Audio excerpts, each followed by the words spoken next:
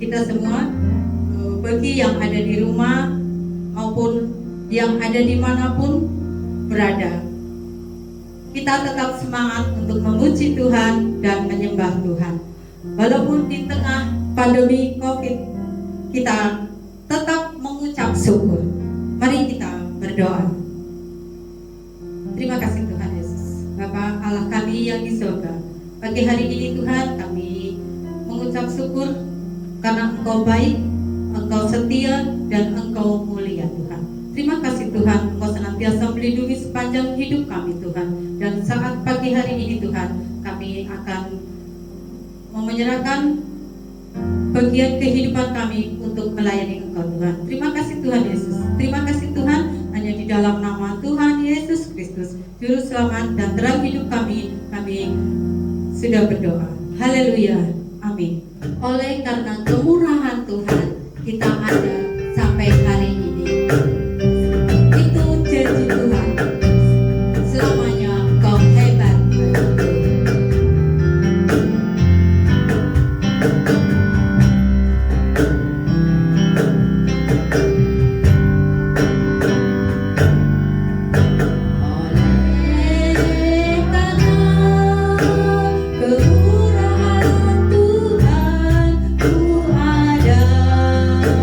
Sampai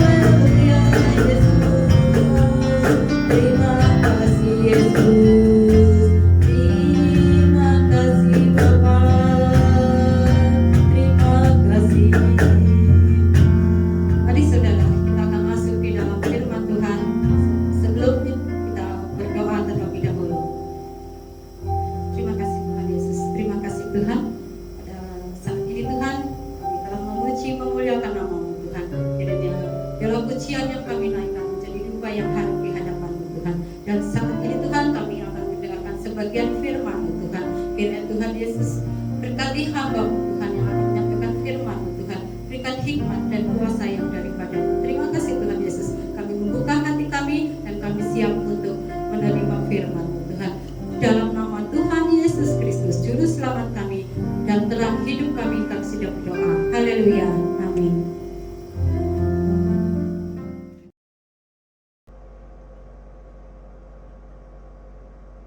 Salam Bapak Ibu Saudara, selamat pagi. Selamat kita berjumpa dalam ibadah kita walaupun secara virtual. Puji Tuhan, sampai dengan hari ini Tuhan masih terus memberikan kita kesempatan untuk bisa menikmati hadirat Tuhan walaupun kita ada di rumah masing-masing. Ya, ini harusnya tidak membatasi kita sama sekali untuk merasakan hadirat Tuhan, sebab hadirat Tuhan tidak dibatasi hanya ada di gedung gereja, tidak. Tapi kalau kita sadar bahwa Tuhan ada bersama-sama dengan kita, sebetulnya itu yang disebut dengan kehadiran Tuhan atau hadirat Tuhan. Jadi mari Bapak Ibu Saudara sekalian, pagi hari ini saya ajak kembali kita belajar kebenaran firman Tuhan. Yang saya rindu kebenaran firman Tuhan ini boleh kiranya menguatkan kita sekalian. Puji Tuhan. Bapak Ibu Saudara sekalian, kita saat ini sedang ada dalam sebuah masa, sebuah situasi di mana semua hal digoncangkan. Ya, semua, ya kalau bisa dibilang semua masuk dalam kondisi yang membingungkan luar biasa.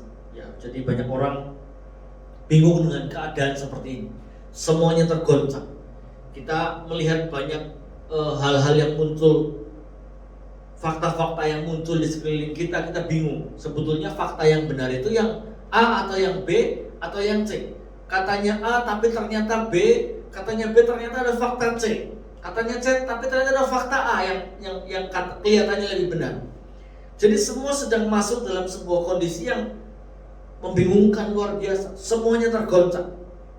Ya, sedikit Bapak Ibu Saudara sekalian, semua orang, ada orang-orang yang mulai mendefinisikan kondisi ini, situasi dengan persepsinya masing-masing. Ada yang bicara ini, situasi ini adalah manusia sedang dikutuk. Ada yang bilang, sebagian besar orang bilang ini sebuah musibah besar-besaran. Ada lagi orang yang skeptis yang bilang, oh ini sebuah rekayasa orang untuk saling menghancurkan. Jadi situasi yang sekarang sedang kita alami seperti ini, itu banyak orang muncul dengan persepsinya masing-masing. Bahkan ada yang bilang kemungkinan ini rekayasa bisnis secara global, secara mendunia untuk mendapatkan keuntungan kepada pihak tertentu dan sebagainya. Jadi Bapak Ibu Saudara sekalian, kita sedang ada di sebuah masa di mana semua orang bingung, semua orang tergoncang. Bagi kita orang percaya Bapak Ibu Saudara sekalian, sebetulnya situasi seperti ini, sebetulnya ini adalah sebuah waktu di mana iman kita orang percaya itu sedang masuk ke dalam pemurnian. Betapa tidak Bapak Ibu Saudara sekalian, kita tidak masuk kepada pemurnian. Situasi yang sekarang ada ini, itu membawa kita untuk kita punya pilihan mau semakin dekat Tuhan atau justru malah semakin tidak percaya kepada Tuhan. Bagi kita, bagi pandangan kita orang percaya, harusnya ini sebuah situasi di mana orang percaya sedang ditempa imannya, sedang disaring, sedang diayak. Siapa yang punya kemurnian dalam iman, itu yang akan muncul sebagai pemenang-pemenang. Nah, jadi kondisi seperti ini, orang yang dekat sama Tuhan ya akan makin dekat, yang mau dekat sama Tuhan semakin dekat, yang rindu sama Tuhan, yang memang hatinya mau melekat sama Tuhan, kesempatan seperti ini justru malah jadi banyak kesempatan untuk dekat dengan Tuhan. Tapi sebaliknya, orang yang selama ini main-main aja sama Tuhan, ya hanya sekedar rutinitas saja, hanya sekedar ya nuruti agama apa yang tertulis di KTP, kondisi seperti ini akan membuat orang yang seperti itu tadi, yang gak sungguh-sungguh, yang gak serius hubungan dengan Tuhan, maka justru akan semakin jauh. Enak, udah Ibadah nggak perlu di gereja lagi, nggak perlu ada yang ngoprak-ngoprakin lagi. Bahkan kalau Pak Pendeta mau besuk harus mikir, nanti bilang aja saya lagi sakit, kan nggak perlu dikunjungi lagi jadinya. Dan segala macam orang. Tapi kalau orang yang memang mau dekat dengan Tuhan, ini sebuah kesempatan orang justru malah harusnya semakin berhubungan hanya dengan Tuhan. Jadi dari kondisi ini Bapak Ibu Saudara sekalian, sebetulnya ini yang harus kita tanamkan dalam pengertian kita, bahwa lebih dari ketakutan kita, lebih dari kekhawatiran kita akan masa ini, lebih dari kesulitan-kesulitan ekonomi kita mungkin yang sedang kita hadapi hari-hari ini, lebih dari keadaan yang membingungkan yang saat-saat ini sedang terjadi, bahkan mungkin lebih dari kecemasan akan kesehatan kita. Orang bilang dulu sapaan sehat-sehat selalu ya, itu kalau dulu dianggap sebagai basa-basi. Tapi untuk zaman sekarang orang benar-benar memaknai arti sehat-sehat kita sekalian. Karena benar-benar banyak orang sedang cemas tentang keadaan kesehatannya masing-masing.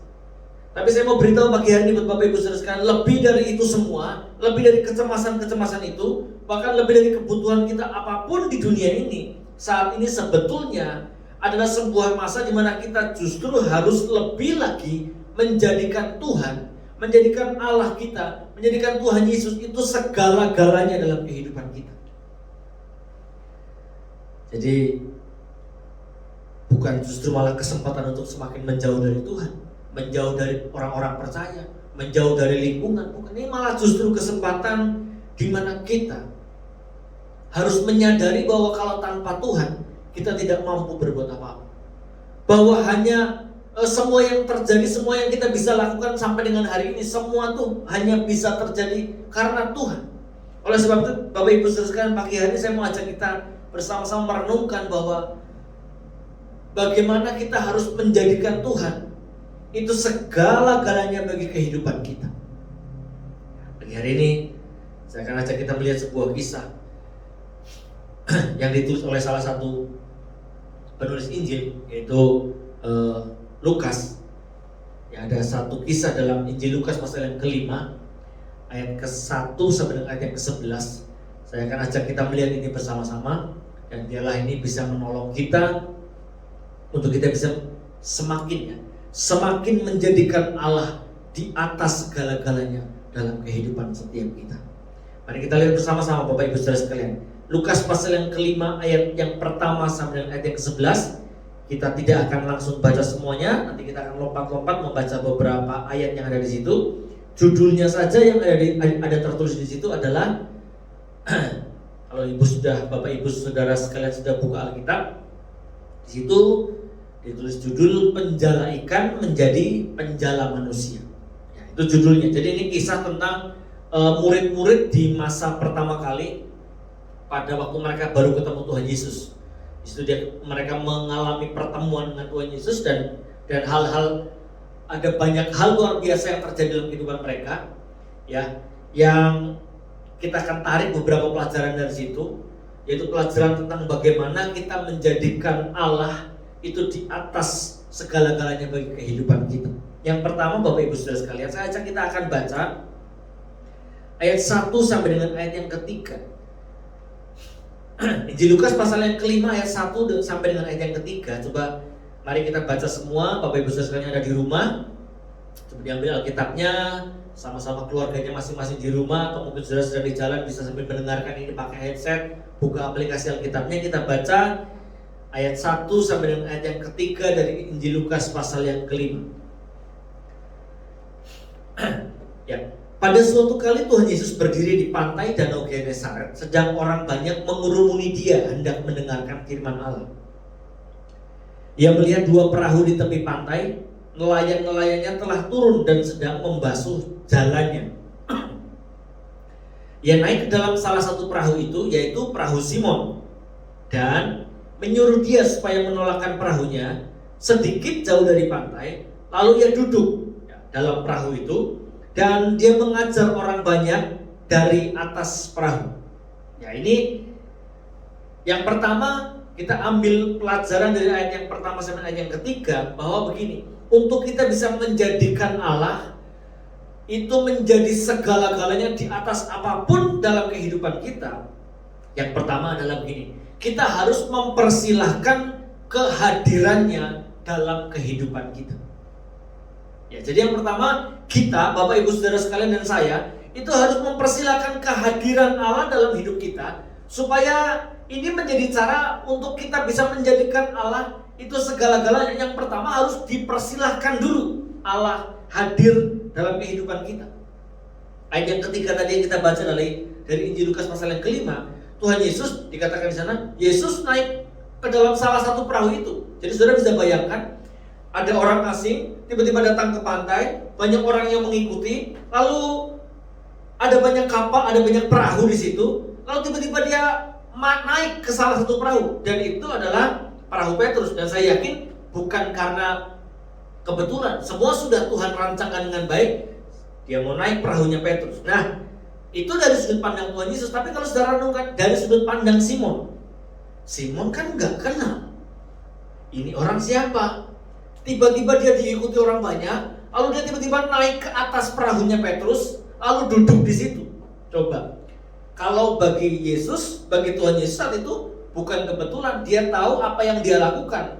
Dia tahu kapal mana yang harus dia pilih untuk dia naik, itu kapalnya Simon Petrus, yang saat itu masih dipanggil Simon.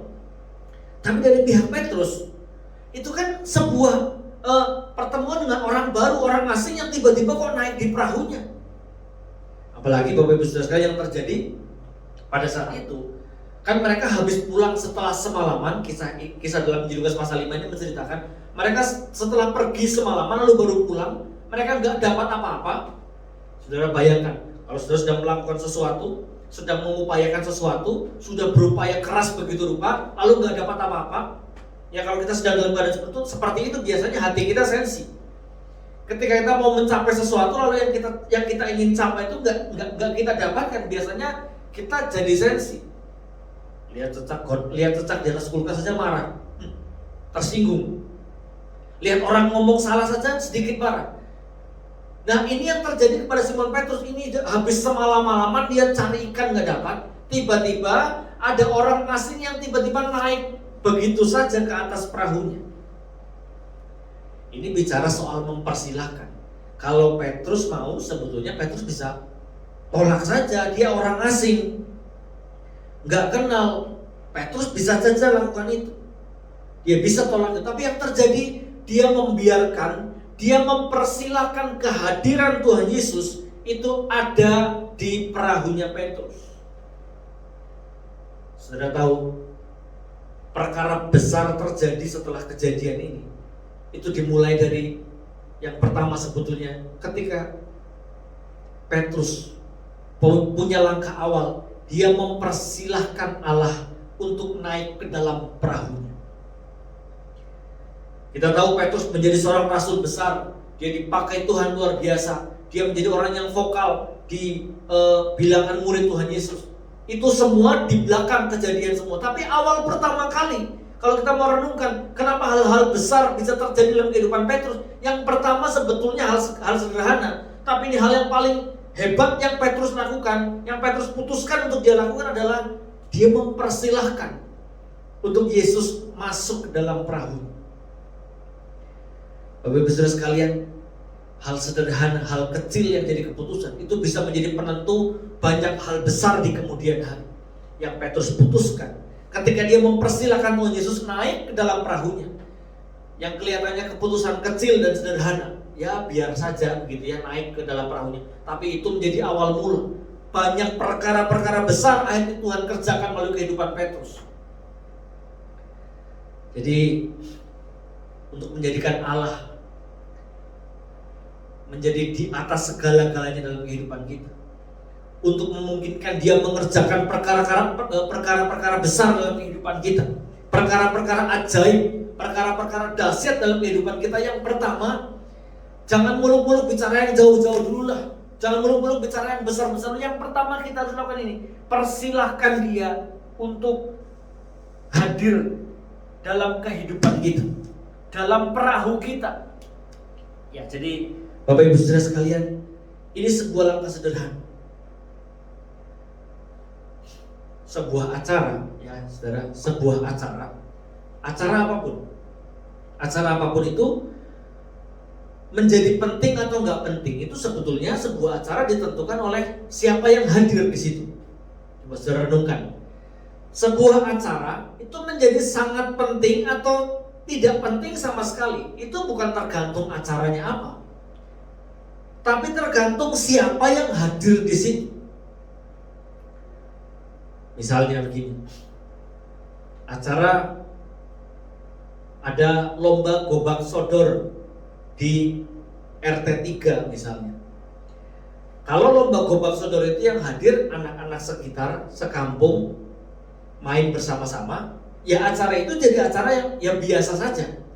Tapi kalau acara itu acara gobak sodor, ini sebagai sebuah warisan budaya permainan anak-anak, ya, permainan anak-anak Indonesia menjadi sebuah warisan budaya. Kemudian bupati yang akan datang untuk melihat secara langsung permainan gobak sodor misalnya, maka acara itu menjadi sangat penting. Padahal yang dilakukan sama atau beda? Sama atau sama? Beda atau beda? Sama saja. Permainannya gobak sodor, yang mainnya anak-anak yang sama, yang nontonnya orangnya ada di situ semua sebetulnya. Tapi karena yang hadir Pak Bupati untuk nonton gobak sodor, maka acara ini menjadi acara yang sangat penting. Jadi acara itu penting atau tidak, sebuah tempat itu menjadi penting, bernilai atau tidak, sebetulnya tergantung siapa yang hadir di situ. Ketika Petrus mengizinkan Tuhan Yesus hadir dalam perahu, itu sebetulnya sebuah keputusan Petrus untuk membuat perahunya, untuk membuat kehidupannya menjadi kehidupan yang penuh arti, menjadi kehidupan yang berharga, menjadi kehidupan yang nilainya tidak bisa diukur dengan materi, tidak bisa diukur dengan apapun. Karena setelah pertemuan pertamanya, dia mempersilahkan Tuhan Yesus naik ke dalam perahunya. Ini saya bilang, Petrus mempersilahkan Tuhan untuk hadir dalam kehidupannya. Maka banyak perkara-perkara besar terjadi dalam kehidupan Petrus. Banyak perubahan-perubahan besar terjadi dalam kehidupan Petrus. Petrus yang tadinya hanya seorang nelayan biasa, judul firman Tuhan dari perikop yang kita baca, dari penjala ikan, dia jadi penjala manusia. Banyak perubahan besar yang Tuhan kerjakan melalui mempersilahkan kehadirannya dalam hidup kita. Ketika Tuhan hadir dalam perahu Petrus, perahu yang tadinya biasa saja, itu menjadi nilainya beda ketika Tuhan hadir di situ.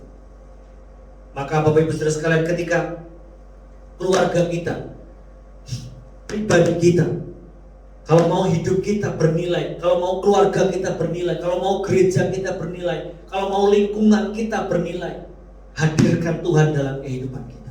Hadirkan Tuhan dalam keluarga kita. Hadirkan Tuhan dalam pribadi kita, di gereja kita, di tempat-tempat di mana kita tinggal, hadirkan Tuhan. Karena begitu kita mempersilahkan kehadiran Tuhan, maka tempat di mana kita tinggal, keluarga kita, pribadi kita, komunitas kita, dimanapun kita berada, kalau ada Tuhan, maka di tempat itulah menjadi sebuah tempat yang bernilai luar biasa. Karena tergantung siapa yang hadir. Jadi Bapak Ibu Saudara sekalian, yang pertama untuk kita bisa menjadikan Allah di atas segala-galanya adalah mengizinkan Dia untuk hadir dalam kehidupan kita. Izinkan, jangan ditolak. Bahkan kita itu harus menjadikan kehadiran Allah itu menjadi pengejaran utama dalam seluruh kehidupan kita. Kita harus taruh dalam pemikiran kita, dalam pengertian kita, bahwa setiap waktu Tuhan itu harus ikut hadir bersama-sama dengan saya. Pada saat saya bangun pagi, kita harus rindukan Tuhan hadir bersama-sama dengan kita. Kita mulai doa kita mulai aktivitas kita mulai apapun untuk tanggung jawab dalam kehidupan kita. Mari yang jadi pengejaran dalam hidup kita adalah bagaimana supaya Allah itu hadir di dalam seluruh sisi kehidupan kita. Jadi jangan justru kita berupaya keras untuk menghadirkan hal-hal selain Tuhan dengan begitu hebat. Tapi kalau menghadirkan Tuhan, kita nggak ada kerinduan sama sekali. Ya, jadi beli kuota kalau buat nge-game, beli kuota kalau untuk hal-hal yang lain, untuk TikTok 24 jam barangkali, seseorang yang suka main TikTok, nggak keberatan tuh kuotanya cepet habis. Tapi kalau buat ibadah online, kok ya harus mikir, aduh kuotanya nggak ada gitu ya. Ya ini contoh aja. Kan ada beberapa orang kan yang begitu. Ya di sana-sana lah ya. Di sini mungkin nggak ada, di rumah Bapak Ibu Saudara juga mungkin nggak ada. Yang ada mungkin ya di sana-sana dan di situ-situ gitu ya. Kalau untuk ibadah online, mikirin kuota. Tapi kalau untuk main TikTok, untuk lihat aplikasi yang lain, bisa berjam-jam tuh. Artinya untuk menghadirkan Tuhan kok abot banget. Sedangkan untuk menghadirkan hal-hal lain yang justru sebetulnya sifatnya hanya fana saja, hanya berujung akhir di dalam kehidupan ini, kita dengan mudah bahkan kita berani berkorban. Maka Bapak Ibu Saudara sekalian, kita harus selalu sadar bahwa Tuhan itu sebelum kita mempersilahkan Dia hadir, sebetulnya ayat tadi cerita begini, Yesus itu Dia dulu yang malah berusaha untuk naik ke salah satu perahu yang ada di situ. Justru malah Tuhan Yesus yang berusaha naik ke salah satu perahu yang ada di situ. Itu yang mengawali. Artinya bahwa begini, sebelum Petrus mempunyai keputusan untuk mempersilahkan kehadirannya Tuhan di perahu itu, sebetulnya Tuhan itu lebih dulu rindu untuk hadir dalam perahunya Petrus. Jauh sebelum Bapak Ibu Saudara rindu untuk menghadirkan Tuhan dalam kehidupan kita, sebetulnya Tuhan itu sudah lebih jauh dulu rindu untuk hadir dalam keluarga kita, rindu hadir dalam pribadi kita, dalam pekerjaan kita, dalam rumah kita, di tempat manapun Tuhan menempatkan kita. Tuhan juga rindu hadir di situ untuk ada bersama-sama dengan kita. Jadi Tuhan itu mau hadir bukan hanya dalam acara kebaktian, bukan hanya dalam acara kebaktian di gereja, bukan hanya dalam ibadah di dalam gedung gereja saja. Tuhan itu hadir dalam ibadah kita di gedung gereja itu bukan karena gedungnya. Dia hadir dalam sebuah ibadah di gedung gereja itu bukan karena gedung, tapi karena ada kita. Dia rindu bersekutu dengan kita. Dia rindu berbicara kepada kita melalui firman-Nya. Makanya kalau kerinduan Tuhan itu bukan kepada gedungnya, tetapi kepada kita, maka kita juga harus merespon kehadiran Tuhan itu, merespon kerinduan Tuhan untuk Dia hadir dalam kehidupan kita. Izinkan, persilahkan, bahkan jadikan kehadiran Tuhan itu bagian terpenting dalam kehidupan kita. Maka hal-hal luar biasa akan Tuhan kerjakan bagi kehidupan kita, Bapak Ibu Saudara sekalian. Ya, jadi itu yang pertama. Lalu yang kedua, kita lihat ayat yang ke-4 dan ayat yang ke-5 dari kisah yang tadi kita baca dalam Lukas pasal 5. Ayat yang ke-4 dan ayat yang ke-5. Yang pertama, untuk jadikan Tuhan di atas segala-galanya, persilahkan Dia hadir dalam seluruh aspek kehidupan kita. Yang kedua, ayat 4 dan ayat yang ke-5. Mari baca ayat ini bersama-sama. Setelah selesai berbicara, Ia berkata kepada Simon, "Bertolaklah ke tempat yang dalam dan tebarkanlah jalamu untuk menangkap ikan." Simon menjawab, "Guru, telah sepanjang malam kami bekerja keras dan kami tidak menangkap apa-apa. Tetapi karena Engkau menyuruhnya, aku akan menebarkan jala juga." Ini yang kedua, Bapak Ibu Saudara sekalian. Yang kedua, untuk bisa jadikan Tuhan itu segala-galanya dalam hidup kita, kita harus belajar dengar suaranya dalam setiap situasi. Jadi dalam segala situasi yang ada dalam kehidupan kita, belajar selalu pilih untuk mendengar suaranya Tuhan saja. Ayat 5 yang tadi kita baca, kan si Simon bilang, "Tuhan," ayat yang ke-5, "Guru, sudah sepanjang malam kami bekerja keras dan kami tidak menangkap apa-apa." Yang muncul dalam kenyataan Simon pada saat itu, kenyataan yang terjadi itu, mereka sudah semalam-malaman cari ikan dan mereka nihil, gak dapat ikan sama sekali. Ini yang sering terjadi dalam kehidupan kita. Ini situasi nyata yang sering kali dialami oleh kita.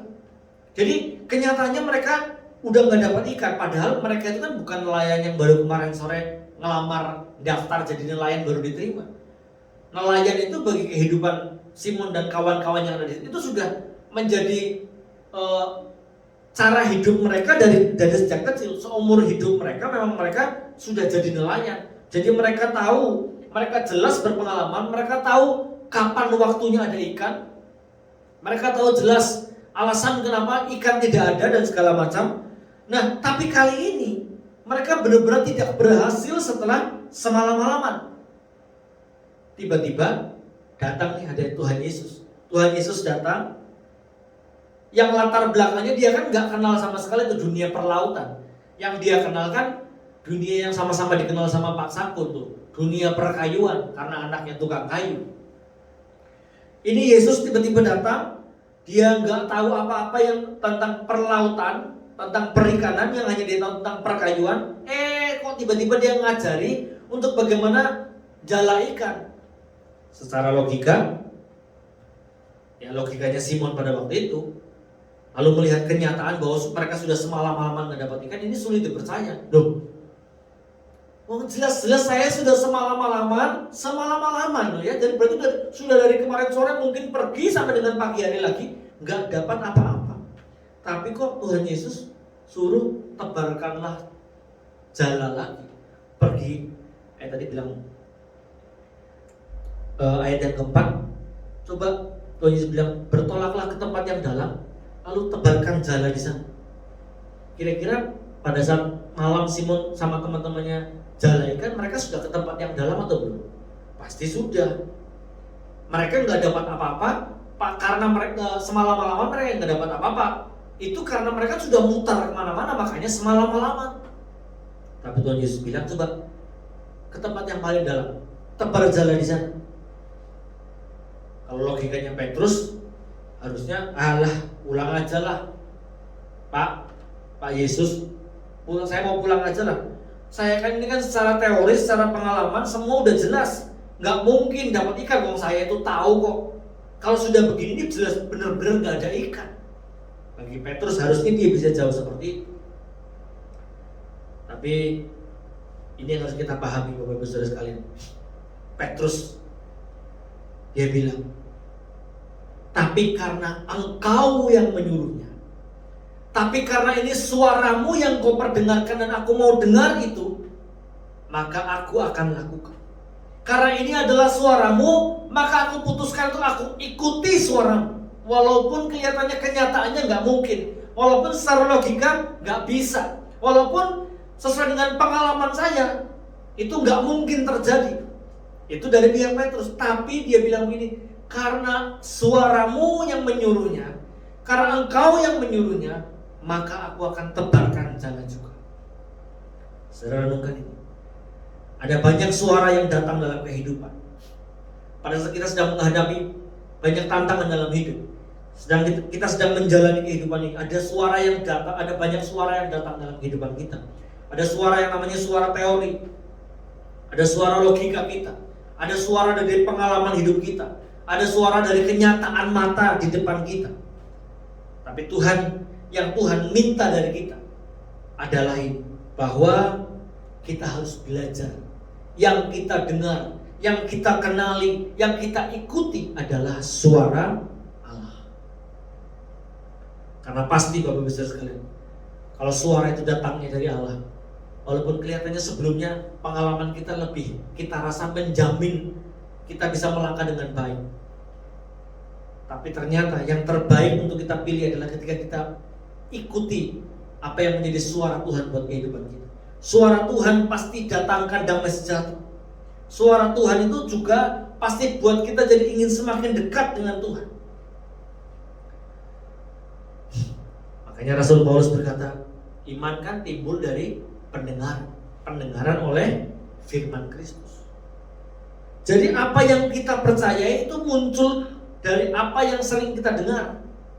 Kalau kita mau menjadikan Tuhan menjadi segala-galanya dalam kehidupan kita, yang harus kita sering perdengarkan adalah suaranya Tuhan. Firman Tuhan itu yang sering harus kita perdengarkan dalam diri kita, agar dia benar-benar seluruh kehidupannya, seluruh gaya hidupnya menjadi segala-galanya dalam kehidupan kita. Ingat, apa yang kita percayai itu muncul dari apa yang sering kita dengar. Kalau saudara sering dengar gosip, maka kita akan lebih mudah percaya kepada gosip. Kita sering dengar hoax, maka hoaxlah yang akan menjadi panutan kita. Kita sering mendengar berita buruk, maka yang akan menjadi panutan bagi kita adalah hal-hal yang buruk-buruk saja. Maka dalam segala situasi, mari kita ambil pelajaran dari kehidupan Petrus. Petrus tahu secara pengalaman gak mungkin, secara logika gak mungkin, secara teori sudah gak mungkin, tapi karena ini suara Tuhan, maka dia dengarkan. Ini adalah cara untuk bagaimana kita menjadikan Tuhan di atas segala-galanya dalam kehidupan kita. Dengar akan suaranya, belajar selalu dengar suaranya dalam segala situasi. Setiap keadaan yang kita hadapi akan membuat kita mendengar banyak suara. Banyak suara teori, suara pengalaman, ajakan orang, nasihat yang lain-lain yang mungkin akan justru malah menjerumuskan kita. Tapi satu yang firman Tuhan ajarkan bagi kita adalah yang harus kita dengar adalah kita belajar dengar kepada suaranya Tuhan dalam segala situasi yang kita hadapi dalam kehidupan. Maka di situ kita akan jadikan Tuhan dari segala-galanya. Yang ketiga, Bapak Ibu Saudara sekalian, yang ketiga, ayat yang ke-6 dan ayat yang ke-7. Ayat yang ke-6 dan ayat yang ke-7. Dan setelah mereka melakukannya, mereka menangkap sejumlah besar ikan sehingga jala mereka mulai goyang. Ayat yang ke-7. Lalu mereka memberi isyarat kepada teman-temannya di perahu yang lain supaya mereka datang membantunya. Dan mereka itu datang, lalu mereka bersama-sama mengisi kedua perahu itu dengan ikan hingga hampir tenggelam. Ini yang ketiga, Bapak Ibu Saudara sekalian. Bagaimana kita bisa menjadikan Tuhan itu menjadi segala-galanya dalam kehidupan kita. Yang ketiga, kita harus menyadari betul, kita harus paham betul, harus mengerti betul bahwa Tuhan, bahwa Dia itu bertanggung jawab penuh atas kehidupan kita. Dia tahu betul siapa kita, Dia tahu betul apa yang kita butuhkan dalam kehidupan kita. Dia adalah pribadi yang paling bertanggung jawab atas kehidupan kita. Ayat yang tadi kita baca, ayat yang ke-6, ayat yang ke-6 dan ayat yang ke-7 tadi, itu menunjukkan kepada kita bahwa Dia itu betul-betul bertanggung jawab atas kehidupan kita. Dia nyuruh Petrus melakukan sesuatu yang di luar nalar pengalaman. Petrus disuruh Tuhan untuk melakukan sesuatu yang di luar nalar logika, bahkan teori pun gak masuk. Tapi ketika Petrus taat, lebih dari pengalamannya, lebih dari pengetahuan yang dia punya, lebih dari logikanya, ketika dia taat dan dia taruhkan semua apa yang dia tahu di bawah kaki Tuhan, dia pilih untuk dengar suara Tuhan, maka yang terjadi adalah Tuhan itu bertanggung jawab penuh atas kehidupan Petrus. Kita lihat yang terjadi di situ, Bapak Ibu Saudara sekalian. Yang terjadi adalah apa yang nggak mungkin bagi teori Petrus, apa yang nggak mungkin bagi pengalaman dia. Justru itu yang Tuhan kerjakan dalam kehidupan Petrus. Jadi ketika Dia menyuruh kita untuk kita dengar kepada suaranya Tuhan, kita harus taat kepada suara Tuhan. Itu tujuan Tuhan bukan untuk menjerumuskan, bukan untuk menjatuhkan atau bahkan merusak kita, enggak. Dia mau menunjukkan kepada kita bahwa kalau kita taat kepada Tuhan, Dia itu bertanggung jawab sepenuhnya, bahkan lebih daripada apa yang kita pikirkan, lebih dari apa yang kita tahu. Dia bisa lakukan lebih daripada itu. Jadi Bapak Ibu Saudara sekalian, kalau kita mau menjadikan Tuhan menjadi segala-galanya dalam kehidupan kita, kita harus menyadari ini. Apapun boleh terjadi dalam kehidupan kita, tapi satu hal, sadari, yakini bahwa Dia adalah Allah yang bertanggung jawab atas kehidupan kita. Dia bertanggung jawab sepenuhnya. Kalau Dia suruh kita sesuatu, kalau Dia bawa kita kepada sebuah situasi, kalau Dia bawa kita ke dalam sebuah hal yang mungkin rasanya asing bagi kita, percayalah, ketika kita mau dengar suara Tuhan, maka di situ pertanggungjawaban Tuhan itu akan terus nyata dalam kehidupan kita. Secara spesifik, firman tentang Allah yang bertanggung jawab kita dengar beberapa minggu yang lalu. Dan memang betul Bapak Ibu Saudara sekalian. terbukti nyata siang dan malam bahwa Allah itu bertanggung jawab penuh atas kehidupan kita.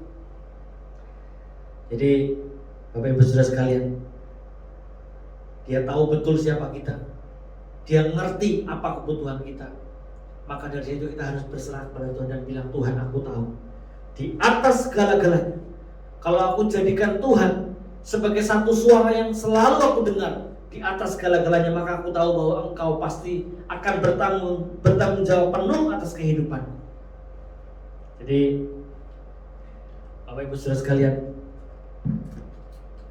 orang yang sudah paham betul bahwa yang kita butuhkan adalah Tuhan di atas segala-galanya, itu gak lagi memusingkan diri dengan hal-hal yang terbatas di dalam dunia ini. Pokoknya seperti apa yang Paulus bilang, kalau aku hidup bagi Kristus. Kalau aku mati, ya itu keuntungan. Kalau orang sudah tahu bahwa dalam kehidupan ini yang kita butuhkan satu-satunya adalah menjadikan Tuhan di atas segala-galanya, maka orang gak akan terlalu memusingkan diri dengan hal-hal yang nilainya hanya terbatas, hanya fana saja.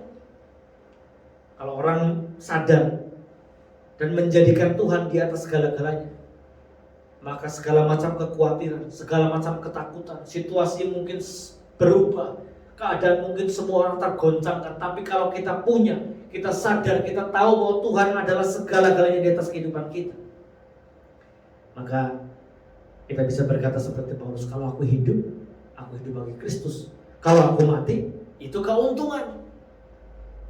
Kenapa Paulus bisa bilang begitu? Karena dia tahu bahwa Tuhan itu segala-galanya dalam kehidupannya.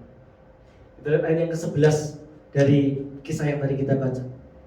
Ayat yang ke-11, ini kalimat akhir dari kisah yang tadi kita baca.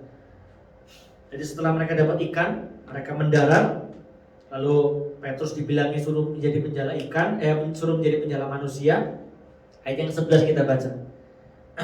Dan sesudah mereka menghela perahu-perahunya ke darat, mereka pun meninggalkan segala sesuatu, lalu mengikut Yesus. Coba saudara renungkan ayat ini. Sesudah mereka menghela perahu ke darat, mereka pun meninggalkan segala sesuatu. Coba ingat kisah awalnya. Mereka semalam-malaman cari ikan, kan? Mereka semalam-malaman cari ikan dan nggak dapat. Artinya kalau mereka sampai semalam-malaman cari ikan, itu artinya mereka memang sedang dalam kebutuhan yang luar biasa.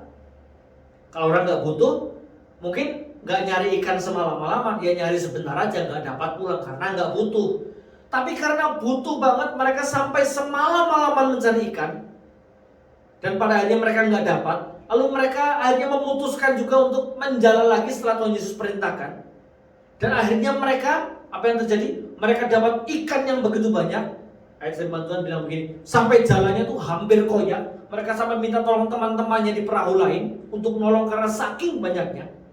Tapi di kisah akhirnya, di ayat terakhir dalam pasal 5 dalam Injil Lukas ini, ayat yang ke-11 bilang, setelah mereka sampai ke darat, yang terjadi malah mereka justru malah meninggalkan segala sesuatu, lalu mengikut Tuhan Yesus. Coba saudara renungkan.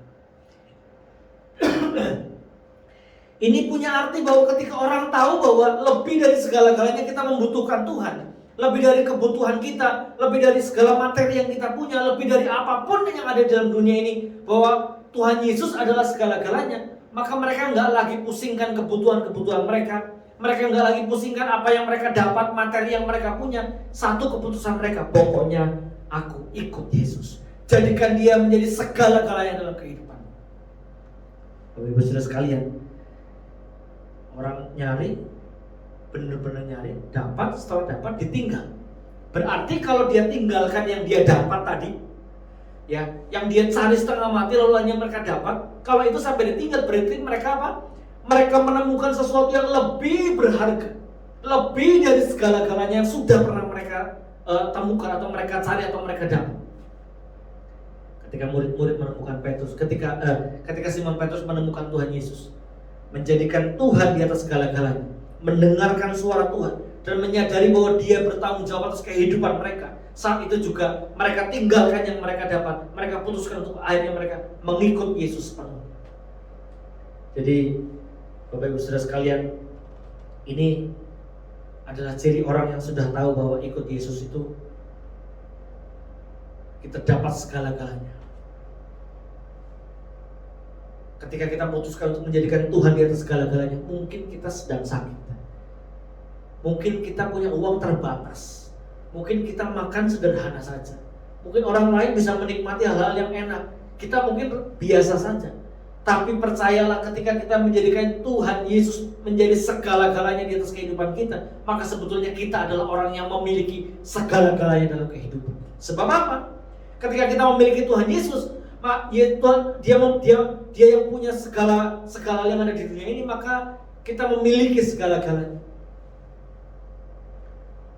Jangan khawatir, ketika Tuhan kita jadikan menjadi pribadi yang segala-galanya dalam hidup kita, maka segala-galanya itu ada dalam pengaturan Tuhan buat hidup kita. Ya, jadi ada sebuah lagu lama, cari apa di dalam dunia, cari apa di dalam dunia, cari dunia tentu binasa, cari Yesus yang penuh cinta. Jadi Yesus di atas segala-galanya bagi kehidupan kita. Maka Bapak Ibu Saudara sekalian, mari makinlah menyadari di atas segala keadaan dunia ini, di atas segala kebisaan kita, di atas segala apapun yang ada di dalam dunia ini, percayalah bahwa Tuhan tetap di atas segala-galanya yang kita butuhkan dalam hidup. Tuhan yang harus menjadi satu-satunya tempat untuk kita menjadi pengejaran dalam kehidupan kita. Dia harus jadi segala-galanya dalam kehidupan kita. Maka perkara-perkara besar, perkara-perkara ajaib itu akan Tuhan nyatakan buat kehidupan kita. Walau keadaan genting, keadaan mungkin buruk, tapi bersama-sama dengan Tuhan, ketika kita menjadikan Dia menjadi segala-galanya dalam kehidupan kita, maka hal-hal besar akan Tuhan nyatakan buat kehidupan kita. Puji Tuhan, kiranya Tuhan Yesus memberkati. Mari kita tundukkan kepala bersama-sama dan kita akan berdoa menghadap Tuhan.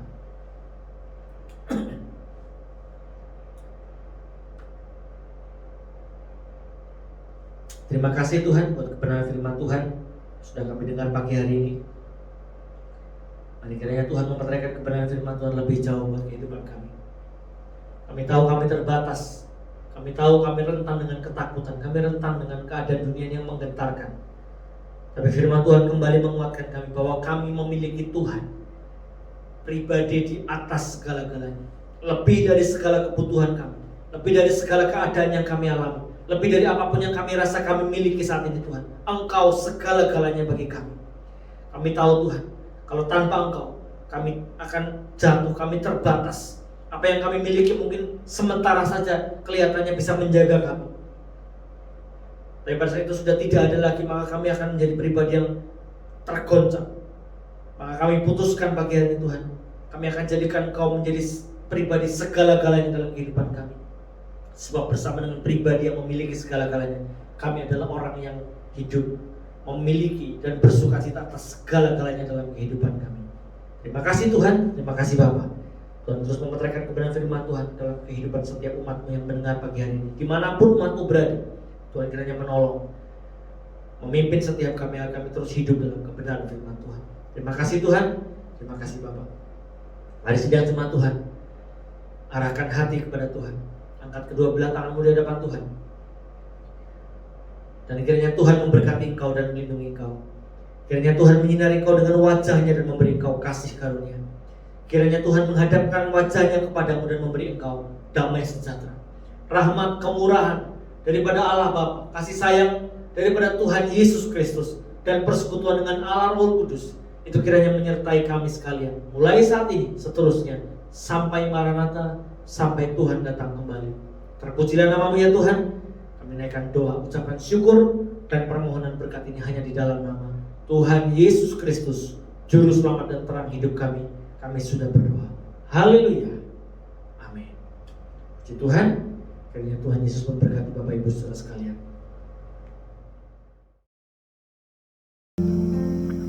Sekian ibadah pagi hari ini. Selamat hari Minggu dan Tuhan Yesus memberkati.